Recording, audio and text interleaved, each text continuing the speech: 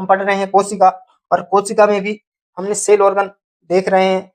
तो cell organ में next cell organ है एंडोप्लाज्मिक रेटिकुलम, जिसको शॉर्ट में मैंने ER लिखा है।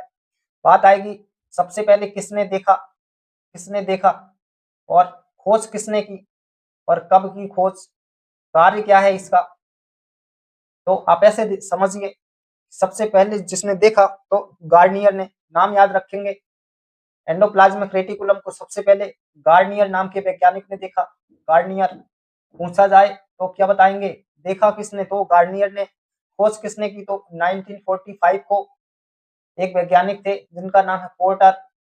पोर्टर नहीं है, ये पोर्टर है, पोर्टर, अजीब नाम है, याद रखेंगे। कार्य क्या है, तो ये कोशिका का कंकाल बनाता है, सेल का कंकाल बनाता है ये। तो ये कितने तरह से होते हैं, तो ये दो तरीके से होते हैं। कितने टाइप के होंगे, तो ये दो होंगे। एक तो होंगे स्मूथ एंडोप्लाज्मिक रेटिकुलम और रफ एंडोप्लाज्मिक रेटिकुलम। अब ये स्मूथ का मतलब होता है चिकना और रफ का मतलब होता है खुरदुरा।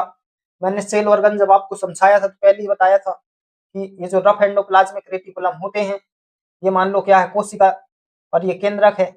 आप बड़ा बनाइए इसको।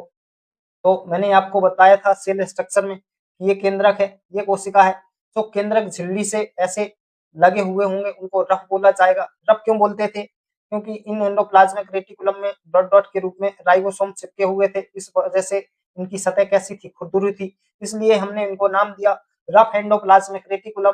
जबकि कुछ संरचनाएं हमें कोशिका झिल्ली की ओर भी मिल रही थी और जिनके ऊपर राइबोसोम नहीं थे, वो एक उनकी सतह कैसी थी, चिकनी, तो हमने इनको चिकना राइबोसोम, चिकना नहीं, स्मूथ बोल सकते हैं, चिकना राइबोसोम नाम दी, सॉरी, चिकना एंडोप्लाज्मिक रेटिकुलम नाम दिया था।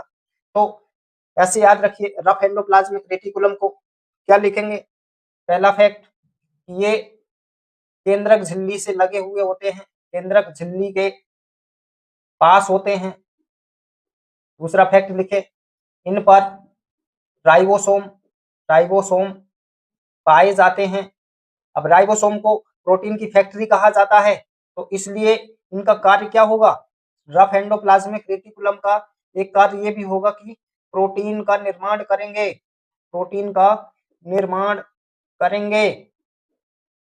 तो इतना याद रखिए, रफ एंडोप्लाज्मिक रेटिकुलम में ये केंद्रक झिल्ली के पास स्थित होते हैं, इन पर राइबोसोम के कण पाए जाते हैं। क्योंकि राइबोसोम प्रोटीन का निर्माण करता है, इसलिए रफ एंडोप्लाज्मिक रेटिकुलम भी प्रोटीन निर्माण में सहायक होंगे।